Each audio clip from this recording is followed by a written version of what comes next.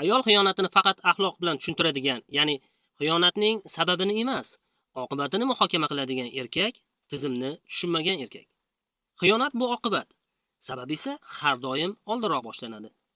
Tushunganingizdek, bugun mavzu xiyonat haqida, ya'ni xiyonat formulasi. Unda boshladik. Ayrim birinchi toifa. Doimiy xo'rlangan, dakka eshitgan, qadrsizlangan ayol. Bu yerda erkak o'zini nazorat qilyapman deb aldaydi. Aslida esa ayolning ichki qiymatini o'ldirgan bo'ladi. Ayol bu yerda ikkita yo'lni ko'radi. Yoki ajralish, yoki ichidan o'ch olish. Erkakning doimiy bosim ostidagi nazorati ayolning xiyonatini to'xtatmaydi. Chunki xiyonat ko'z bilan emas, ruh bilan qilinadi.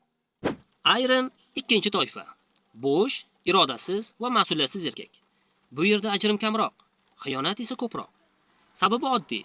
Ayol uyda boshqaruvchi, tashqaridan esa hayajon izlovchi bo'lib qoladi.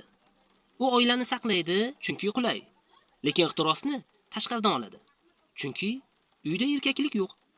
Ayrim uchinchi toifa. Boshlanishdayoq ko'ngli bo'lmagan ayol.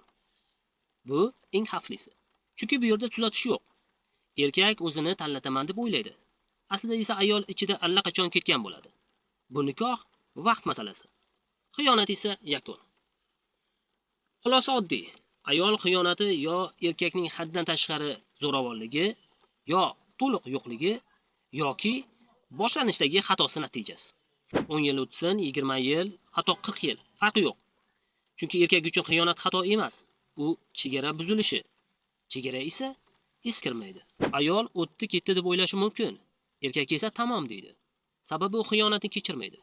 U undan keyin boshqa odam bo'lib qoladi. Bu na qasos, na g'azab. Bu nuqta.